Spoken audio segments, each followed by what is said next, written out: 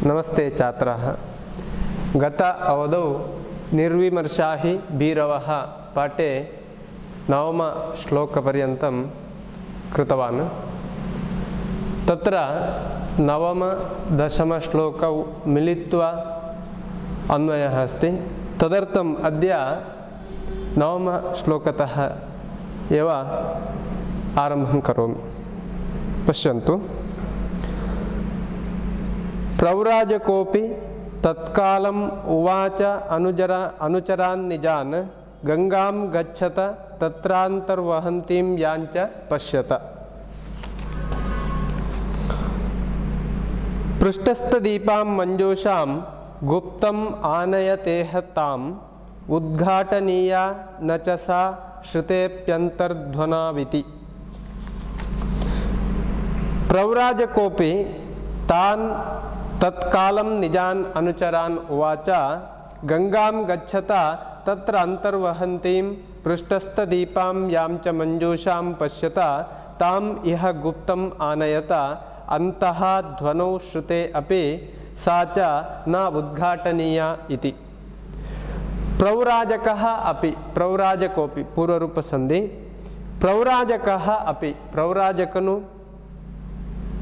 तत्कालಂ ನಿಜಾನ್ ಪ್ರವ್ರಾಜಕನು ಕೂಡ ಆ ಕಾಲದಲ್ಲಿ ಆ ಸಮಯದಲ್ಲಿ ನಿಜಾನ್ ಅನುಚರಾನ್ ನಿಜ ಅಂತ ಹೇಳಿದರೆ ತನ್ನ ಸ್ವಕೀಯ ಅಂತೇಳಿ ಅರ್ಥ ತನ್ನ ಅನುಚರರನ್ನು ಉದ್ದೇಶಿಸಿ ಉವಾಚ ಲಿಟ್ಲಕಾರ ಪ್ರಥಮ ಪುರುಷ ಏಕವಚನ ರೂಪ ಅನುಚರಾನ್ ಉವಾಚ ಅನುಚರರನ್ನು ಉದ್ದೇಶಿಸಿ ಈ ರೀತಿಯಾಗಿ ಹೇಳ್ತಾನೆ ಗಂಗಾಂ ಗಚ್ಚತ ಗಂಗೆಯ ಬಡಿಗೆ ಹೋಗಿ ಅಥವಾ ಗಂಗಾ ತೀರಕ್ಕೆ ತೆರಳಿ ಅಂತೇಳಿ ಹೇಳ್ತಾನೆ ತತ್ರ ಅಂತರ್ವಹಂತೀಂ ಪೃಷ್ಠಸ್ಥ ದೀಪಾಂ ಯಾಂಚ ಮಂಜೂಷಾಂ ಪಶ್ಯತ ಅಂತರ್ವಹಂತೀಂ ಅಂತರ್ ಅಂತೇಳಿ ನಡುವೆ ನೀರಿನಲ್ಲಿ ತೇಲಿಕೊಂಡು ವಹಂತಿ ನೀರು ತನ್ನೊಂದಿಗೆ ತೆಗೆದುಕೊಂಡು ಬರ್ತಾ ಇರುವಂತಹ ಯಾವ ಆ ಮಂಜೂಷ ಇದೆ ಆ ಪೆಟ್ಟಿಗೆ ಇದೆ ಅದನ್ನು ನೋಡಿ ತಾಮ್ ಇಹ ಗುಪ್ತಂ ಆನಯತ ಆ ಪೆಟ್ಟಿಗೆಯನ್ನು ಗುಪ್ತವಾಗಿ ಗುಪ್ತ ಅಂತ ಹೇಳಿದ್ರೆ ರಹಸ್ಯವಾಗಿ ಅಂತ ಹೇಳಿದ್ರೆ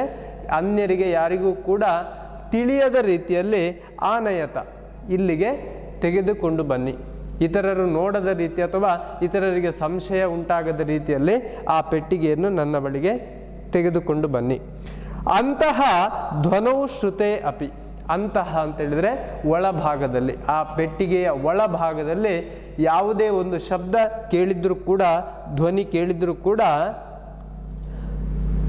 ಸ ಚ ನ ಉದ್ಘಾಟನೀಯ ಇತಿ ಆ ಪೆಟ್ಟಿಗೆಯ ಮುಚ್ಚಳವನ್ನು ತೆರೆಯಬೇಡಿ ಆ ಮುಚ್ಚಳವನ್ನು ತೆಗೆದು ಏನುಂಟು ಅಂತೇಳಿ ನೋಡಲಿಕ್ಕೆ ಹೋಗಬೇಡಿ ಅಂತಹ ಕೆಲಸವನ್ನು ನೀವು ಮಾಡಬೇಡಿ ಅಂತೇಳಿ ಆ ಪ್ರವ್ರಾಜಕ ಅಥವಾ ಸನ್ಯಾಸಿ ತನ್ನ ಶಿಷ್ಯರಿಗೆ ಹೇಳ್ತಾನೆ ನೀವು ಗಂಗಾ ತೀರಕ್ಕೆ ತೆರಳಿ ಅಲ್ಲಿ ಒಂದು ನೀರಿನಲ್ಲಿ ತೇಲಿಕೊಂಡು ಬರ್ತಾ ಇರುವಂತಹ ಪೆಟ್ಟಿಗೆಯನ್ನು ಗಮನಿಸಿ ಅದನ್ನು ಕೂಡಲೇ ಗುಪ್ತವಾಗಿ ರಹಸ್ಯವಾಗಿ ತನ್ನ ಬಳಿಗೆ ತಂದೊಪ್ಪಿಸಿ ಒಳಗಿನಿಂದ ಯಾವುದಾದ್ರೂ ಶಬ್ದ ಬಂದರೂ ಕೂಡ ಮುಚ್ಚಳವನ್ನು ತೆರೆಯದೆ ಗುಪ್ತವಾಗಿ ತೆಗೆದುಕೊಂಡು ಬನ್ನಿ ಅಂತೇಳಿ ತನ್ನ ಅನುಚರರಿಗೆ ಆದೇಶ ಮಾಡ್ತಾನೆ ಸನ್ಯಾಸಿ ತಥೇತಿ ಚಾಗತಾ ಯಾವತ್ ಗಂಗಾಂ ನ ಪ್ರಾಪ್ನುವಂತಿ ತೇ ರಾಜಪುತ್ರಃ ಕಿಮಪ್ಯೇಕಃ ತಾವತ್ ತಸ್ಯಾಂ ಅವಾತರತ್ ತಥೇತಿ ಗಂಗಾಂ ಆಗತಾಃ ತೇ ಚ ಕಿಮಪಿ ಯಾವತ್ ನ ಪ್ರಾಪ್ನುವಂತಿ ತಾವತ್ ಏಕಃ ರಾಜಪುತ್ರಃ ತಸ್ಯಾಂ ಅವಾತರತ್ ತಥೇತಿ ಗಂಗಾಂ ಆಗತಾಃ ತಥಾ ಹಾಗೆ ಆಗಲಿ ಅಂತೇಳಿ ಸನ್ಯಾಸಿಯ ಮಾತಿನಂತೆ ಅಲ್ಲಿಂದ ಮಠದಿಂದ ಹೊರಟಂತಹ ಆ ಶಿಷ್ಯರು ತೆರಳಿದ ಸಂದರ್ಭದಲ್ಲಿ ತೇ ಚ ಕಿಮಪಿ ಯಾವತ್ ನ ಪ್ರಾಪ್ನುವಂತಿ ಗಂಗೆಯ ತೀರದ ಸಮೀಪಕ್ಕೆ ನ ಪ್ರಾಪ್ನುವಂತಿ ಯಾವಾಗ ಅವರು ತಲುಪಲಿಲ್ಲವೋ ಅಥವಾ ಮುಟ್ಟಲಿಲ್ಲವೋ ಆ ಸಂದರ್ಭದಲ್ಲಿ ತಾವತ್ ಏಕಃ ರಾಜಪುತ್ರ ಯಾವನೋ ಒಬ್ಬ ರಾಜಪುತ್ರ ಯಾರು ಅಂತೇಳಿ ನಿರ್ದಿಷ್ಟವಾಗಿ ಗೊತ್ತಿಲ್ಲ ಒಬ್ಬ ರಾಜಪುತ್ರ ತಸ್ಯಾಂ ಅವಾತರತ್ ತಸ್ಯಾಂ ಅಂತ ಹೇಳಿದರೆ ಗಂಗೆಯಲ್ಲಿ, ಗಂಗೆಯ ನೀರಿನಲ್ಲಿ ಅವಾತರ ಇಳಿದನು ಅಥವಾ ಗಂಗೆಯ ನೀರಿಗೆ ಬಂದನು ಅಂತೇಳಿ ಇಲ್ಲಿ ಹೇಳಿದ್ದಾರೆ. ಆ ಸನ್ಯಾಸಿಯ ಶಿಷ್ಯರು ಗಂಗೆಯನ್ನು ತಲುಪುವ ಮೊದಲೇ ಒಬ್ಬ ರಾಜಕುಮಾರ ಗಂಗೆಯ ನೀರಿನ ಸಮೀಪಕ್ಕೆ ಅಥವಾ ಗಂಗಾ ತೀರಕ್ಕೆ ಬರ್ತಾನೆ. ಸೋತ್ರ ವಣಿಜ ಕ್ಷಿಪ್ತಾಂ ಮಂಜೂಷಾಂ ವೀಕ್ಷ್ಯ ದೀಪತಃ ಭೃತ್ಯೈರಾನಾಯ ಸಹಸ ಕೌತುಕಾದುದ್ಘಾಟಯತ್. ಸಹ ವಣಿಜ ಕ್ಷಿಪ್ತಾಂ ಮಂಜೂಷಾಂ ದೀಪತಃ ಅತ್ರ ವೀಕ್ಷ್ಯ ಭೃತ್ಯೈಃ ಸಹಸಾ ಆನಾಯ ಕೌತುಕಾದುದ್ಘಾಟಯತ್. ಸಹ ಸಹ ಅಂತ ಹೇಳಿದರೆ ರಾಜಕುಮಾರ ರಾಜಪುತ್ರ ವಣಿಜ ಕ್ಷಿಪ್ತಾಂ ಮಂಜೂಷಾಂ, ವಣಿಜ ವಣಿಜ ವಣಿಕ್ ವಣಿಜೌ ವಣಿಜ ವ್ಯಾಪಾರಿ, ಕ್ಷಿಪ್ತ ಕ್ಷಿಪ್ತ ಅಂತ ಹೇಳಿದರೆ ಬಿಸಾಡಿದ ಅಂತೇಳಿ ಅರ್ಥ ಅಥವಾ ನೀರಲ್ಲಿ ಬಿಟ್ಟ ಅಂತೇಳಿ ಅರ್ಥ. ಇಲ್ಲಿ ಕ್ಷಿಪ್ತಾಂ ಮಂಜೂಷಾಂ, ಮಂಜೂಷಾಂ ಅಂತೇಳಿದ್ರೆ ಪೆಟ್ಟಿಗೆಯನ್ನು, ಮಂಜೂಷ ಅಂತೇಳಿದ್ರೆ ಪೆಟ್ಟಿಗೆ, ಆ ಪೆಟ್ಟಿಗೆಯನ್ನು ದೀಪತಃ ಮೇಲೆ ಉರಿತಾ ಇರುವಂತಹ ದೀಪದೊಂದಿಗೆ ನೋಡಿದಂತಹ ಪೆಟ್ಟಿಗೆಯನ್ನು ನೋಡಿ ಅತ್ರ ವೀಕ್ಷ್ಯ ಇಲ್ಲಿ ಗಂಗೆಯ ನೀರಿನಲ್ಲಿ ನೋಡಿ ಭೃತ್ಯೈಹಿ ಸಹಸ ಆನಾಯ, ಭೃತ್ಯೈಹಿ ಅಂತ ಹೇಳಿದರೆ ಭೃತ್ಯರ ಮೂಲಕ, ತನ್ನ ಭಟರ ಮೂಲಕ ಅಥವಾ ಸೇವಕರ ಮೂಲಕ ಸಹಸ, ಸಹಸ ಅಂತ ಹೇಳಿದರೆ ಕೂಡಲೇ, ಆ ಕೂಡಲೇ ನೋಡಿದ ಕೂಡಲೇ ಆನಾಯ ತನ್ನ ಬಳಿಗೆ ನೀರಿನಿಂದ ಮೇಲಕ್ಕೆ ತರಿಸಿಕೊಂಡು ಕೌತುಕಾತ್ ಕೌತುಕದಿಂದ ಬಹಳ ಬಹಳ ಕುತೂಹಲದಿಂದ ಉದಘಾಟಯತ್ ಅದರ ಮುಚ್ಚಳವನ್ನು ತೆರೆದು ನೋಡ್ತಾನೆ. ಆ ಪೆಟ್ಟಿಗೆಯನ್ನು ನೋಡಿದ ಕೂಡಲೇ ಅವನಿಗೆ ಏನೋ ಒಂದು ಆಶ್ಚರ್ಯ ಉಂಟಾಗ್ತದೆ. ಹಾಗಾಗಿ ತನ್ನ ಭಟರ ಮೂಲಕ ಆ ಪೆಟ್ಟಿಗೆಯನ್ನು ತನ್ನ ಬಳಿಗೆ ನೀರಿನಿಂದ ಮೇಲಕ್ಕೆ ತರಿಸಿಕೊಳ್ತಾನೆ. ಹಾಗೆ ಆ ಮುಚ್ಚಳವನ್ನು ತೆರೆದು ಅದರಲ್ಲಿ ಏನುಂಟು ಅಂತೇಳಿ ನೋಡ್ತಾನೆ ರಾಜಕುಮಾರ. ದದರ್ಶಾಂತ ಕನ್ಯಾಂ ತಾಂ ಹೃದಯೋನ್ಮಾದಕಾರಿಣೀಂ ಉಪಯೇಮೆ ಚ ಗಾಂಧರ್ವ ವಿಧಿನ ತಾಂ ಚ ತತ್ಕ್ಷಣಂ. ಹೃದಯೋನ್ಮಾದಕಾರಿಣೀಂ ತಾಂ ಕನ್ಯಾ ಅಂತಃ ದದರ್ಶ ತತ್ಕ್ಷಣಂ ತಾಂಚ ಗಾಂಧರ್ವ ವಿಧಿನಾ ಚ ಉಪಯೇಮೆ. ಹೃದಯೋನ್ಮಾದಕಾರಿಣೀಂ, ಹೃದಯಕ್ಕೆ ಸಂತೋಷವನ್ನು ಉಂಟು ಮಾಡುವಂತಹ, ಹೃದಯಕ್ಕೆ ತಂಪನ್ನು ಉಂಟು ಮಾಡುವಂತಹ ತಾಂ ಕನ್ಯಾ ಅಂತಹ ದದರ್ಶ, ಆ ಮುಚ್ಚಳವನ್ನು, ಪೆಟ್ಟಿಗೆಯ ಮುಚ್ಚಳವನ್ನು ರಾಜಕುಮಾರ ತೆರೆದು ನೋಡಿದ ಸಂದರ್ಭದಲ್ಲಿ ಹೃದಯಕ್ಕೆ ಸಂತೋಷವನ್ನು ಅಥವಾ ಕಣ್ಣಿಗೆ ಮುದವನ್ನು ನೀಡುವಂತಹ ಅದ್ಭುತವಾದ ಸೌಂದರ್ಯವನ್ನು ಹೊಂದಿದ ಕನ್ಯೆಯನ್ನು ಆ ಪೆಟ್ಟಿಗೆಯೊಳಗೆ, ಅಂತಹ ಪೆಟ್ಟಿಗೆಯ ಅಂತರ್ಭಾಗದಲ್ಲಿ ಅವನು ನೋಡ್ತಾನೆ. ದದರ್ಶ ನೋಡಿದ. ತತ್ಕ್ಷಣಂ ಆ ಕ್ಷಣದಲ್ಲಿಯೇ ಆ ರಾಜಕುಮಾರ ತಾಂಚ ಗಾಂಧರ್ವ ವಿಧಿನಾಚ ಉಪಯೇಮೆ, ಆ ಕ್ಷಣದಲ್ಲಿಯೇ ಆ ರಾಜಕುಮಾರ ಆ ಕನ್ಯೆಯನ್ನು ಗಾಂಧರ್ವ ವಿಧಿನ, ಗಾಂಧರ್ವ ವಿಧಿಯ ಮೂಲಕ ಉಪಯೇಮೆ, ಉಪಯೇಮೆ ಅಂತ ಹೇಳಿದರೆ ವಿವಾಹವಾದನು ಅಂತೇಳಿ ಅರ್ಥ. ಹೀಗೆ ಆ ನೋಡಿದಂತಹ ಸೌಂದರ್ಯಯುತಳಾದಂತಹ ಆ ಕನ್ಯೆಯನ್ನು ರಾಜಕುಮಾರ ಗಾಂಧರ್ವ ವಿಧಿಯ ಮೂಲಕ ವಿವಾಹ ಆಗ್ತಾನೆ. ಗಾಂಧರ್ವ ವಿಧಿ ಎನ್ನುವಂಥದ್ದು ನಮ್ಮ ವಿವಾಹ ಪದ್ಧತಿಯಲ್ಲಿ ಒಂದು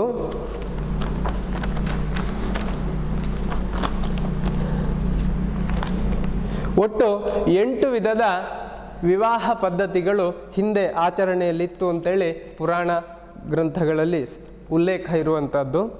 ಅದರಲ್ಲಿ ವಿವಾಹ ಅಂತೇಳಿದರೆ ವಿಶಿಷ್ಟಂ ವಹನಂ ವಿವಾಹ ಅಂತೇಳಿ ವಿಶಿಷ್ಟವಾಗಿ ತೆಗೆದುಕೊಳ್ಳುವಂಥದ್ದು ಅಥವಾ ಕರ್ಕೊಂಡು ಹೋಗುವಂಥದ್ದು ಅಂತೇಳಿ ಅರ್ಥ. ಒಂದನೆಯದು ಬ್ರಹ್ಮ ವಸ್ತ್ರ ಮಾಲ್ಯಾದಿಗಳಿಂದ ಅಲಂಕೃತನಾದ ಗುಣಶಾಲಿಯಾದ ವರನನ್ನು ಪೂಜಿಸಿ ಉತ್ತಮ ವಸ್ತ್ರ ಅಲಂಕಾರಾದಿಗಳಿಂದ ಭೂಷಿತಳಾದ ಕನ್ಯೆಯನ್ನು ಅವನಿಗೆ ಕೊಟ್ಟು ಶಾಸ್ತ್ರೋಕ್ತವಾಗಿ ನಡೆಸುವ ವಿವಾಹವು ಬ್ರಾಹ್ಮವೆನಿಸುವುದು. ಇದು ಬ್ರಾಹ್ಮ ವಿವಾಹ. ಎರಡನೇದು ದೈವ ವಿವಾಹ ಅಂತೇಳಿ, ಯಜ್ಞಸ್ಯ ಋತ್ವಿಜೋ ದೈವ, ಯಜ್ಞಕ್ಕೆ ಋತ್ವಿಜನಾಗಿ ಯಾರಿರ್ತಾನೋ ಅವನನ್ನೇ ದೈವ ಅಂತೇಳಿ ಇಲ್ಲಿ ಕರೆಯಲ್ಪಡುವಂಥದ್ದು. ಅಂತಹ ಯಜ್ಞದಲ್ಲಿ ಪ್ರಧಾನ ವೈದಿಕನಾದವನೇ ದೈವ. ಅಂತಹ ವೈದಿಕನಿಗೆ ತನ್ನ ಮಗಳನ್ನು ಕೊಟ್ಟು ವಿವಾಹ ನಡೆಸುವಂಥದ್ದು ದೈವ ವಿವಾಹ ಅಂತೇಳಿ. ಇನ್ನೊಂದು ಆರ್ಷ ವಿವಾಹ. ವರನಿಂದ 1 ಅಥವಾ 2 ಗೋಮಿಥುನವನ್ನು ಧರ್ಮಾರ್ಥವಾಗಿ ತೆಗೆದುಕೊಂಡು ಶಾಸ್ತ್ರ ರೀತಿಯಲ್ಲಿ ಕನ್ಯಾದಾನ ಮಾಡುವುದು ಆರ್ಷ ವಿವಾಹವೆನಿಸುವುದು. ವರನಿಂದ 1 ಅಥವಾ 2 ಗೋಮಿಥುನ, ಮಿಥುನ ಅಂತ ಹೇಳಿದರೆ ಜೋಡಿ ಅಂತೇಳಿ ಅರ್ಥ. ಹೀಗೆ ಹಸುಗಳು ಅಥವಾ ಎತ್ತು ಹೀಗೆ ಮಿಥುನವಾಗಿ ಸ್ವೀಕರಿಸಿ ಕನ್ಯಾದಾನ ಮಾಡುವಂಥದ್ದು, ಇದಕ್ಕೆ ಆರ್ಷ ವಿವಾಹ ಅಂತೇಳಿ ಹೆಸರು. ಹಾಗೆ ಪ್ರಾಜಾಪತ್ಯ ಅಂತೇಳಿ ಇಬ್ಬರು ಧರ್ಮ ಕಾರ್ಯಗಳನ್ನು ಆಚರಿಸುತ್ತಿರಬೇಕೆಂದು ಹೇಳಿ ಕನ್ಯಾ ಪ್ರದಾನ ಮಾಡುವಂಥದ್ದು ಪ್ರಾಜಾಪತ್ಯ ವಿವಾಹ. ಆಸುರಹ, ಅಸುರ ಧರ್ಮದಿಂದ ಮಾಡುವ ವಿವಾಹ ಕನ್ಯೆಯ ಬಂಧುಗಳಿಗೂ ಕನ್ಯೆಗೂ ಧನವನ್ನು ಕೊಟ್ಟು ಇಷ್ಟ ಬಂದಂತೆ ಮಾಡಿಕೊಳ್ಳುವ ವಿವಾಹವು ಆಸುರ ವಿವಾಹ. ಹಾಗೆ ಗಾಂಧರ್ವ ವಿವಾಹ. ವಧೂವರರಲ್ಲಿ ಪರಸ್ಪರ ಅನುರಾಗವು ಬೆಳೆದು ತಮ್ಮ ಇಚ್ಛೆಯಿಂದಲೇ ಆಲಿಂಗನಾದಿ ಶರೀರ ಸಂಬಂಧ ಸುಖ ಹೊಂದಿ ನಡೆಯುವ ವಿವಾಹವು ಗಾಂಧರ್ವ ವಿವಾಹ. ರಾಕ್ಷಸ,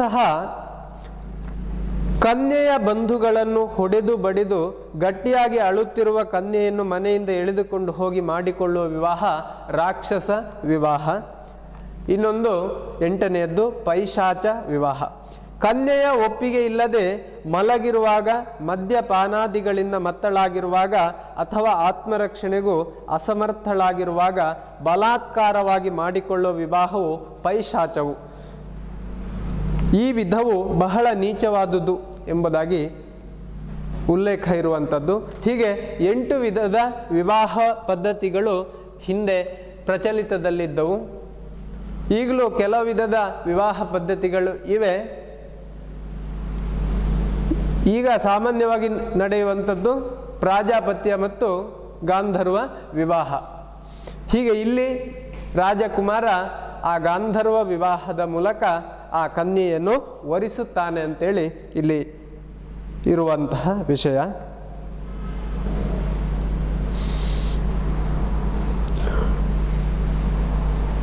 ಮಂಜೂಷಾಂ ತಾಂಚ ಗಂಗಾಯಾಂ ತಥೈವೋರ್ಧ್ವಸ್ಥ ದೀಪಿಕಾಂ ಕೃತ್ವಾ ತತ್ಯಾಜ ನಿಕ್ಷಿಪ್ಯ ಘೋರಂ ವಾನರಮಂತರೆ.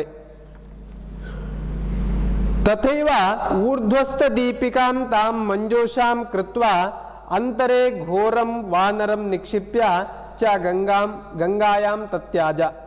ತಥೈವ ಅದೇ ರೀತಿ ಊರ್ಧ್ವಸ್ಥ ದೀಪಿಕಾಂ ತಾಂ ಮಂಜೂಷಾಂ ಕೃತ್ವಾ ಹೇಗೆ ಹಿಂದೆ ಇತ್ತೋ ಅದೇ ರೀತಿಯಲ್ಲಿ ಊರ್ಧ್ವ ಭಾಗದಲ್ಲಿ ದೀಪಿಕಾ ಅಂತೇಳಿದ ದೀಪವನ್ನು ಇರಿಸಿ ಮಂಜೂಷವನ್ನು ಅದೇ ರೀತಿಯಲ್ಲಿ ಇಟ್ಟು ಅಂತರೇ ಘೋರಂ ವಾನರಂ ನಿಕ್ಷಿಪ್ಯ, ಅಂತರ್ಭಾಗದಲ್ಲಿ ಮಂಜೂಷಾದ ಅಥವಾ ಪೆಟ್ಟಿಗೆಯ ಒಳಭಾಗದಲ್ಲಿ ಘೋರ ಅಂತೇಳಿ ಭಯಂಕರವಾದಂತಹ ನೋಡಿದರೆ ಭಯವನ್ನು ಉಂಟು ಮಾಡುವಂತಹ ಒಂದು ಕಪಿ ಮಂಗನನ್ನು ಇರಿಸಿ ಗಂಗಾಯಾಂ ತತ್ಯಾಜ, ಗಂಗಾ ನೀರಿನಲ್ಲಿ ಆ ರಾಜಕುಮಾರ ಪೆಟ್ಟಿಗೆಯನ್ನೇನು ಮಾಡಿದ, ತೇಲಿ ಬಿಟ್ಟ. ಗಂಗಾ ನದಿಯಲ್ಲಿ ಹಿಂದೆ ಹೇಗೆ ಬರ್ತಾ ಇತ್ತೋ ಅದೇ ರೀತಿ ಮುಂದಕ್ಕೆ ಬಿಟ್ಟ. ಗತೇಚ ತಸ್ಮಿನ್ ಸಂಪ್ರಾಪ್ತ ಕನ್ಯಾರತ್ನೆ ನೃಪಾತ್ಮಜೆ ಆಯಯುಃ ತಸ್ಯ ಚಿನ್ವಂತಹ ಶಿಷ್ಯಾಃ ಪ್ರೌರಾಜಕಸ್ಯ ತೇ. ಅಥ ಸಂಪ್ರಾಪ್ತ ಕನ್ಯಾರತ್ನೆ ನೃಪಾತ್ಮಜೆ ತಸ್ಮಿನ್ ಗತೆ ತಸ್ಯ ಪ್ರೌರಾಜಕಸ್ಯ ತೇ ಶಿಷ್ಯಾಃ ಚಿನ್ವಂತಹ ಆಯಯುಃ. ಹೀಗೆ ಅವರು ತೇಲಿ ಬಿಟ್ಟು ಸ್ವಲ್ಪ ಮುಂದಕ್ಕೆ ಕೆಳಭಾಗದಲ್ಲಿ ಆ ಪೆಟ್ಟಿಗೆ ಹೋಗ್ತಾ ಇತ್ತು.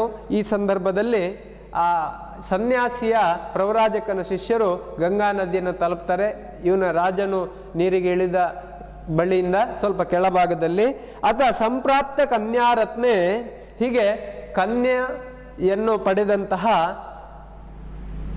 ನೃಪಾತ್ಮಜನು ತಸ್ಮಿನ್ ಗತೆ ತಸ್ಯ, ಅಲ್ಲಿಂದ ತೆರಳಿದಂತಹ ಸಂದರ್ಭದಲ್ಲಿ ತಸ್ಯ ಪ್ರೌರಾಜಕಸ್ಯ ತೇ ಶಿಷ್ಯಾಃ, ಆ ಪ್ರೌರಾಜಕನ ಆ ಸನ್ಯಾಸಿಯ ಶಿಷ್ಯರು ಚಿನ್ನುವಂತಹ ಆಯಯುಹು, ಆ ಪೆಟ್ಟಿಗೆಯನ್ನು ಅಥವಾ ಮಂಜೂಷಾವನ್ನು ಚಿಂತಿಸುತ್ತಾ ಅಥವಾ ಆಲೋಚಿಸುತ್ತಾ ಆ ಗಂಗಾ ನದಿಯ ತೀರ ಪ್ರದೇಶಕ್ಕೆ ಬಂದು ತಲುಪ್ತಾರೆ ಅಥವಾ ಅಲ್ಲಿಗೆ ಮುಟ್ತಾರೆ.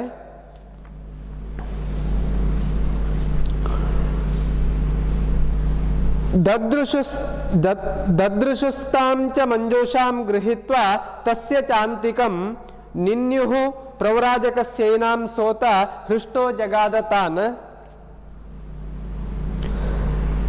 तां मंजूषां ददृशुः येनांच गृहीत्वा तस्य प्रव्राजकस्य अन्तिकं निन्युः अथ च हृष्टः सह तान् जगाद तां ಮಂಜೂಷಾಂ ದದೃಶುಹು. ಹೀಗೆ ಆ ಗಂಗಾ ನದಿಯ ತೀರ ಪ್ರದೇಶಕ್ಕೆ ತಲುಪಿದಂತಹ ಆ ಸನ್ಯಾಸಿಯ ಶಿಷ್ಯರು ದದೃಶುಹು ಆ ಪೆಟ್ಟಿಗೆಯನ್ನು ನೋಡ್ತಾರೆ. ಆ ಪೆಟ್ಟಿಗೆ ನೀರಿನಲ್ಲಿ ತೇಲಿಕೊಂಡು ಬರುವುದನ್ನು ಅವರು ಗಮನಿಸ್ತಾರೆ. ಏನಾಂ ಚ ಗೃಹೀತ್ವ ಆ ಪೆಟ್ಟಿಗೆಯನ್ನು ನೀರಿಗಿಳಿದವರು ಅದನ್ನು ಹಿಡಿದುಕೊಂಡು ತಸ್ಯ ಪ್ರೌರಾಜಕಸ್ಯ ಅಂತಿಕಂ ನಿನ್ಯುಹು. ಅಂತಿಕಂ ಅಂತ ಹೇಳಿದ್ರೆ ಸಮೀಪ ಅಂತೇಳಿ ಅರ್ಥ. ಪ್ರೌರಾಜಕನ ಬಳಿಗೆ ನಿನ್ಯುಹು ಅಂತ ಹೇಳಿದ್ರೆ ತೆಗೆದುಕೊಂಡು ಹೋಗ್ತಾರೆ. ಅಥಚ ಹೃಷ್ಟಃ ಸಹ ತಾನ್ ಜಗಾದ. ಆದುದರಿಂದ ಹೃಷ್ಟಃ ಹೃಷತೋಷೆ ಎನ್ನುವ ಧಾತುವಿನಿಂದ ಹುಟ್ಟಿದ್ದು ಸಂತೋಷಗೊಂಡಂತಹ ಆ ಸನ್ಯಾಸಿ ತಾನ್ ಜಗಾದ. ಈ ರೀತಿಯಾಗಿ ಅದನ್ನು ಪಡೆದುಕೊಂಡಂತಹ ಪೆಟ್ಟಿಗೆಯನ್ನು ಸ್ವೀಕರಿಸಿದಂತಹ ಆ ಸನ್ಯಾಸಿ ಆ ತನ್ನ ಶಿಷ್ಯರನ್ನು ಉದ್ದೇಶಿಸಿ ಗದ ವ್ಯಕ್ತಾಯಾಮ್ ವಾಚಿ ಅಂತೇಳಿ ಮಾತನಾಡಲಿಕ್ಕೆ ಅಥವಾ ಈ ರೀತಿಯಾಗಿ ಹೇಳಲಿಕ್ಕೆ ಪ್ರಾರಂಭಿಸಿದ ಅಥವಾ ಹೇಳ್ತಾನೆ ಸನ್ಯಾಸಿ. ತನ್ನ ಶಿಷ್ಯರನ್ನು ಉದ್ದೇಶಿಸಿ ಈ ರೀತಿಯಾಗಿ ಹೇಳಿದ. ಏಕೋಹಂ ಸಾಧಯೇ ಮಂತ್ರಂ ಆದಾಯೈತಾಂ ಇಹೋಪರಿ ಅಧಸ್ತೂಷ್ಣೀಂ ಚ ಯುಷ್ಮಾಭಿಃ ಶೈತವ್ಯಮಿಮಾಂ ನಿಶಾಂ ಅಹಂ ಏಕಃ ಏತಾಂ ಉಪರಿ ಆದಾಯ ಇಮಾಂ ನಿಶಾ ಮಂತ್ರಂ ಸಾಧಯೇ ಯುಷ್ಮಾಭಿಃ ಚ ತೂಷ್ಣೀಂ ಇಹ ಅಧಃ ಶೈತವ್ಯಂ. ಅಹಂ ಏಕಃ ತಾನು ಒಬ್ಬನೇ, ಏತಾಂ ಉಪರಿ ಆದಾಯ ಈ ಪೆಟ್ಟಿಗೆಯನ್ನು ಉಪರಿ ಅಂತ ಹೇಳಿದ್ರೆ ತನ್ನ ಆ ಮಠ ಇದ್ದಂತಹ ಕಟ್ಟಡದ ಉಪರಿ ಅಂತ ಹೇಳಿದ್ರೆ ಅಟ್ಟ ಭಾಗಕ್ಕೆ ಮೇಲ್ಭಾಗಕ್ಕೆ ಆದಾಯ ತೆಗೆದುಕೊಂಡು ಹೋಗಿ ಇಮಾಂ ನಿಶಾ ಈ ರಾತ್ರಿಯಲ್ಲಿ, ಇವತ್ತಿನ ನಿಶಾ ಅಂತ ಹೇಳಿದ್ರೆ ರಾತ್ರಿ ಅಂತೇಳಿ ಅರ್ಥ, ರಾತ್ರಿಯ ವೇಳೆಯಲ್ಲಿ ಮಂತ್ರಂ ಸಾಧಯೆ ಈ ಪೆಟ್ಟಿಗೆಯನ್ನು ಹಿಡಿದುಕೊಂಡು ಮಂತ್ರದಿಂದ ಸಾಧಿಸಲಿಕ್ಕಿದೆ, ಮಂತ್ರ ಮೂಲಕ ಅದನ್ನು ಸಾಧಿಸುವಂತಹ ಕಾರ್ಯ ಇದೆ ಅಂತೇಳಿ ಸನ್ಯಾಸಿ ಹೇಳಿದ. ಯುಷ್ಮಾಭಿಃ ಚ ತೂಷ್ಣೀಂ ಇಹ ಅಧಃ ಶೈತವ್ಯಂ. ನೀವು ಎಲ್ಲರೂ ಕೂಡ ತೂಷ್ಣೀಂ, ತೂಷ್ಣೀಂ ಅಂತ ಹೇಳಿದರೆ ಮಾತನಾಡದೆ ಶಬ್ದವನ್ನು ಉಂಟು ಮಾಡದೆ ಸುಮ್ಮನೆ ಇದ್ದು ಇಲ್ಲಿ ಶೈತವ್ಯಂ ನಿದ್ದೆಯನ್ನು ಮಾಡಬೇಕು, ಶಯನ ಕ್ರಿಯೆಯನ್ನು ನೀವು ಮಾಡಬೇಕು. ಈ ಪೆಟ್ಟಿಗೆಯನ್ನು ತಾನು ಮೇಲೆ ಅಟ್ಟಭಾಗಕ್ಕೆ ತೆಗೆದುಕೊಂಡು ಹೋಗಿ ಮಂತ್ರ ಮುಖೇನ ಸಾಧಿಸಲಿಕ್ಕಿದೆ. ಹಾಗಾಗಿ ನೀವು ಮಾತನಾಡಬಾರ್ದು, ತೊಂದರೆಯನ್ನು ಕೊಡಬಾರ್ದು, ನೀವು ಸುಮ್ಮನೆ ಮಲಗಬೇಕು ಅಂತೇಳಿ ಸನ್ಯಾಸಿ ತನ್ನ ಶಿಷ್ಯರಿಗೆ ಹೇಳಿದ. ಇತ್ಯುಕ್ತ್ವಾಚ ಮಂಜೂಷಾಂ ಆರೋಪ್ಯ ಮಠಿಕೋಪರಿ ಸ ಪರಿವ್ರಾಡ್ ವಿವೃತವಾನ್ ವಣಿಕ್ ಕನ್ಯಾಭಿಲಾಷುಕಃ. ಇತ್ಯುಕ್ತ್ವಾ ವಣಿಕ್ ಕನ್ಯಾಭಿಲಾಷುಕಃ ಸಹ ಪರಿವ್ರಾಡ್ ಮಂಜೂಷಾಂ ಮಠಿಕೋಪರಿ ಆರೋಪ್ಯ ತಾಂ ವಿವೃತವಾನ್. ಹೀಗೆ ವಣಿಕ್ ಕನ್ಯೆಯ ಅಭಿಲಾಷುಕನಾದ ಅಥವಾ ವಣಿಜನ ಪುತ್ರಿಯ ವಿವಾಹದ ಆಸೆಯನ್ನು ಹೊಂದಿದಂತಹ ಈ ಸನ್ಯಾಸಿ ಈ ರೀತಿಯಾಗಿ ಹೇಳಿ ವಣಿಕ್ ಕನ್ಯಾಯಾಹ ಅಭಿಲಾಷುಕಃ ವಣಿಕ್ ಕನ್ಯಾಭಿಲಾಷುಕಃ, ವಣಿಕ್ ಕನ್ಯೆಯ ಅಭಿಲಾಷೆಯುಳ್ಳಂತಹ ಆ ಸನ್ಯಾಸಿ ಮಂಜೂಷಾಂ ಮಟಿಕೋಪರಿ ಆರೋಪ್ಯ ಆ ಮಂಜೂಷಾವನ್ನು ಅಥವಾ ಪೆಟ್ಟಿಗೆಯನ್ನು ಮಠದ ಉಪ್ಪರಿಗೆಯಲ್ಲಿ ಅಥವಾ ಅಟ್ಟಕ್ಕೆ ತೆಗೆದುಕೊಂಡು ಹೋಗಿ ಮಠಿಕೋಪರಿ ಆರೋಪ್ಯ, ಆರೋಪ್ಯ ಅಂತ ಹೇಳಿದ್ರೆ ಇಟ್ಟು ಅಂತೇಳಿ ಅರ್ಥ, ಅಟ್ಟ ಭಾಗಕ್ಕೆ ತೆಗೆದುಕೊಂಡೋಗಿ ಕೆಳಗೆ ಇರಿಸಿ ತಾಂ ವಿವೃತವಾನ್, ವಿವೃತವಾನ್ ಅಂತ ಹೇಳಿದ್ರೆ ತೆರೆದನು ಅಂತೇಳಿ ಅರ್ಥ, ಅದರ ಮುಚ್ಚಳವನ್ನು ತೆಗಿತಾನೆ. ಹೀಗೆ ಪೆಟ್ಟಿಗೆಯನ್ನಿರಿಸಿ ತಾನು ಆ ಮುಚ್ಚಳವನ್ನು ತೆರೆದು ನೋಡ್ತಾನೆ. ತತಶ್ಚ ತಸ್ಯ ನಿರ್ಗತ್ಯ ವಾನರೋ ಭೀಷಣಾಕೃತಿಃ ತಮಭ್ಯದಾವತ್ ಸ್ವಕೃತೋ ಮೂರ್ತಿವಾನ್ ಇವ ದುರ್ನಯಃ.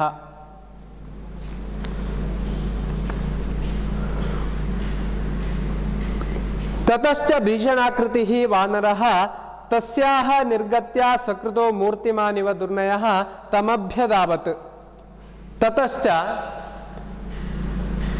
ಆದುದರಿಂದ ಆ ತೆರೆದ ಕಾರಣದಿಂದಾಗಿ ಮುಚ್ಚಳವನ್ನು ತೆರೆದ ಕಾರಣದಿಂದ ಭೀಷಣ ಆಕೃತಿ, ಭೀಷಣವಾದಂತಹ ಅಂತ ಹೇಳಿದರೆ ಭಯಂಕರವಾದಂತಹ ಭಯವನ್ನು ಉಂಟು ಮಾಡತಕ್ಕಂತಹ, ನೋಡಿದರೆ ಭಯ ಆಗುವಂತಹ ಮುಖ ವಿಕಾರದಿಂದ ಕೂಡಿದಂತಹ ವಾನರಃ ತಸ್ಯಾಹ ನಿರ್ಗತ್ಯ.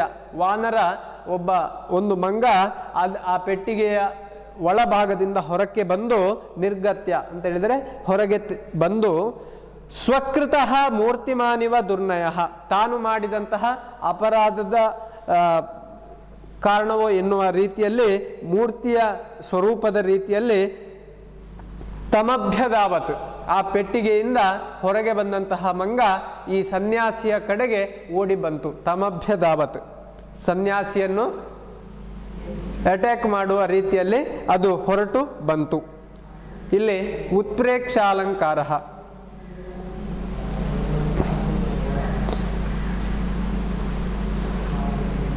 ಸ ತಸ್ಯ ದಶನೈರ್ನಾಸಾಂ ನಕೈಃ ಕರ್ಣೌ ಚ ತತ್ಕ್ಷಣಂ ಚಿಚ್ಚೇದ ಪಾಪಸ್ಯ ಕಪೇಃ ನಿಗ್ರಹಜ್ಞ ಇವ ಕೃದ.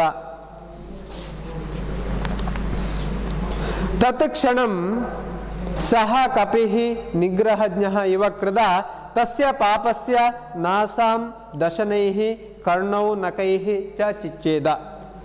ತತ್ಕ್ಷಣಂ, ಆ ಕ್ಷಣದಲ್ಲಿ ಸಹ ಕಪಿಃ, ಆ ಕಪಿ, ಆ ವಾನರನು ನಿಗ್ರಹಜ್ಞ ಇವ, ನಿಗ್ರಹಜ್ಞನ ರೀತಿಯಲ್ಲಿ ಅಥವಾ ಯಮನ ರೀತಿಯಲ್ಲಿ ಕ್ರುದ್ಧ, ಅತ್ಯಂತ ಕೋಪಗೊಂಡು, ಮೊದಲೇ ಮಂಗ ಆ ಪೆಟ್ಟಿಗೆಯಲ್ಲಿ ಇರಿಸಿದ ಕಾರಣ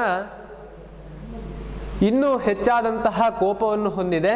ಆ ಕಾರಣದಿಂದಾಗಿ ಮತ್ತಷ್ಟು ಕೋಪಗೊಂಡಂತಹ ಆ ಕಪಿಯು ತಸ್ಯ ಪಾಪಸ್ಯ ನಾಸಾಂ ದಶನೈಹಿ, ಆ ಪಾಪಿಯಾದಂತಹ ಸನ್ಯಾಸಿಯ ನಾಸ ಅಂತ ಹೇಳಿದ್ರೆ ಮೂಗು ಅಂತೇಳಿ ಅರ್ಥ, ಮೂಗನ್ನು ಕಚ್ಚಿ ಕರ್ಣವು ನಕೈಹಿ, ಕರ್ಣಃ ಅಂತ ಹೇಳಿದ್ರೆ ಕಿವಿ, ಕರ್ಣವು ಅಂತ ಹೇಳಿದ್ರೆ ಎರಡೂ ಕಿವಿಗಳನ್ನು, ನಕ ಅಂತ ಹೇಳಿದ್ರೆ ಉಗುರಿನ ಮೂಲಕ ಪರಚಿ, ಮೂಗನ್ನು ಕಚ್ಚಿ, ಹಲ್ಲಿನಿಂದ ಕಚ್ಚಿ ಎರಡೂ ಕಿವಿಗಳನ್ನು ತನ್ನ ಉಗುರುಗಳಿಂದ ಪರಚಿ ಚಿಚ್ಛೇದ, ತುಂಡರಿಸಿತು. ಚಿಚ್ಛೇದ ಅಂತ ಹೇಳಿದ್ರೆ ತುಂಡರಿಸಿತು, ಬಾಯಿಯಿಂದ ಮೂಗನ್ನು ಕಚ್ಚಿ ಮಾಂಸವನ್ನು ಹರಿದು ಹಾಕಿತು, ಹಾಗೆ ಕಿವಿಯನ್ನು ತನ್ನ ಉಗುರುಗಳಿಂದ ಪರಚಿ ಹರಿದು ಹಾಕಿತು. ಈ ಮೂಲಕ ತನ್ನ ಕೋಪವನ್ನು ತೋರ್ಪಡಿಸಿತು ಕಪಿ. ಪೆಟ್ಟಿಗೆಯಿಂದ ಹೊರಗೆ ಬಂದಂತಹ ಆ ಕಪಿಯು ಸೀದಾ ಸನ್ಯಾಸಿಯ ಸಮೀಪಕ್ಕೆ ಬಂದು ತನ್ನ ಬಾಯಿಯಿಂದ ಮೂಗನ್ನು ಮತ್ತು ಉಗುರುಗಳಿಂದ ಕಿವಿಗಳನ್ನು ಪರಚಿ ಮಾಂಸವನ್ನು ತುಂಡರಿಸಿತು. ಪ್ರಾತರ್ಬುದ್ಧ್ವಾ ಚ ತತ್ಸರ್ವಂ ಜಹಾಸ ಸಕಲೋ ಜನಃ ನನಂದ ಸಾ ವಣಿಕ್ಸಾ ಚ ತತ್ಸುತಾ ಪ್ರಾಪ್ತ ಸತ್ಪತಿಃ. ಸಕಲಃ ಜನಃ ತತ್ಸರ್ವಂ ಚ ಪ್ರಾತಃ ಬುದ್ಧ್ವಾ ಜಹಾಸ ಸಾ ವಣಿಕ್ ಚ ತತ್ಸುತಾ ಸಾ ಪ್ರಾಪ್ತ ಸತ್ಪತಿಃ ನನಂದ. ಸಕಲಃ ಜನಃ, ಸಕಲಃ ಜನಃ ಅಂತ ಹೇಳಿದ್ರೆ ಸಕಲೋ ಜನಃ, ಎಲ್ಲ ಜನರು ಕೂಡ, ಆ ಊರಿನ ಎಲ್ಲ ಜನರು ಕೂಡ ತತ್ಸರ್ವಂ ಚ ಪ್ರಾತಃ ಬುದ್ಧ್ವಾ, ಈ ಎಲ್ಲ ವಿಷಯವನ್ನು ಹಿಂದಿನ ರಾತ್ರಿ ಆ ವಣಿಜ ತನ್ನ ಪೆಟ್ಟಿಗೆಯಲ್ಲಿರಿಸಿ ತನ್ನ ಪುತ್ರಿಯನ್ನು ನೀರಿನಲ್ಲಿ ತೇಲಿ ಬಿಟ್ಟದ್ದು, ಹಾಗೆ ರಾಜಕುಮಾರ ವಿವಾಹವಾದದ್ದು, ಅಲ್ಲಿ ಮಂಗನನ್ನು ಇರಿಸಿದ್ದು, ಈ ಮಂಗ ಬಂದು ಈ ಸನ್ಯಾಸಿಯ ಮುಖ ಮತ್ತು ಕಿವಿಗಳನ್ನು ಘಾಸಿಗೊಳಿಸಿದ್ದು, ಈ ಎಲ್ಲ ವಿಷಯಗಳನ್ನು ತಿಳಿದಂತಹ ಆ ಪುರದ ನಿವಾಸಿಗಳು, ಪ್ರಾತಃ ಕಾಲದಲ್ಲಿ ಮರುದಿವಸ ತಿಳಿದಂತಹ ಜನರು ಜಹಾಸ, ಈ ಸನ್ಯಾಸಿಯ ಪಾಡನ್ನು ನೋಡಿ ನಗ್ತಾರೆ. ಜಹಾಸ ಅಂತ ಹೇಳಿದರೆ ನಗುವಂಥದ್ದು, ಹೀಗೆ ಅವರು ನಗ್ತಾರೆ. ಸಾ ವಣಿಕ್ ಚ ತತ್ಸುತ, ಮತ್ತು ಆ ವ್ಯಾಪಾರಿ ಮತ್ತು ಅವನ ಸುತೆ ಅಥವಾ ಮಗಳು ಪ್ರಾಪ್ತ ಸತ್ಪತಿ, ಒಳ್ಳೆಯ ಗಂಡನ ಪ್ರಾಪ್ತಿಯಿಂದ, ಒಳ್ಳೆಯ ಸತ್ಪತಿಯ ಪ್ರಾಪ್ತಿಯಿಂದ ನನಂದ, ನನಂದ ಅಂತ ಹೇಳಿದ್ರೆ ಸಂತೋಷಪಟ್ಟರು. ಹೀಗೆ ಒಳ್ಳೆಯ ಗಂಡನನ್ನು ಪಡೆದ ಕಾರಣದಿಂದ ವ್ಯಾಪಾರಿ ಮತ್ತು ಅವನ ಪುತ್ರಿ ಸಂತಸ ಪಡ್ತಾರೆ. ಹಾಗೆ ಸನ್ಯಾಸಿಯ ಅತಿ ಆಸೆ ಗತಿಕೇಡು ಎನ್ನುವ ಅವನ ಪಾಡನ್ನು ನೋಡಿ ಊರಿನ ಎಲ್ಲ ಜನರು ಅವನನ್ನು ಅಪಹಾಸ್ಯವನ್ನು ಮಾಡ್ತಾರೆ. ಹೀಗೆ ಅತಿ ಆಸೆ ಗತಿಗೇಡು ಎನ್ನುವಂತಹ ನೀತಿಯನ್ನು ಈ ಕತೆ ತಿಳಿಸಿಕೊಡುತ್ತದೆ. ಹೀಗೆ ವತ್ಸರಾಜನ ರಾಜಕಾರ್ಯದಲ್ಲಿ ಮುಂದುವರಿಸಬೇಕು ಎನ್ನುವ ಸಂದರ್ಭದಲ್ಲಿ ಮಂತ್ರಿ ಮತ್ತು ಸೇನಾಧಿಪತಿ ಮಾತನಾಡುವ ಸಂದರ್ಭದಲ್ಲಿ ಸೇನಾಪತಿ ಮಂತ್ರಿ ಯೌಗಂಧರಾಯಣನಿಗೆ ಹೇಳಿದಂತಹ ಒಂದು ಸಣ್ಣ ಕತೆ ನಿರ್ವಿಮರ್ಶಾಹಿ ಭೀರವಃ ಎನ್ನುವಂಥದ್ದು ಸೋಮದೇವನ ಕಥಾ ಸರಿತ್ಸಾಗರದ ಒಂದು ಭಾಗ. ಇಲ್ಲಿಗೆ ಈ ಪಾಠ ಮುಕ್ತಾಯವಾಯಿತು. ಧನ್ಯವಾದಃ ಸರ್ವೇಭ್ಯಶ್ಚ.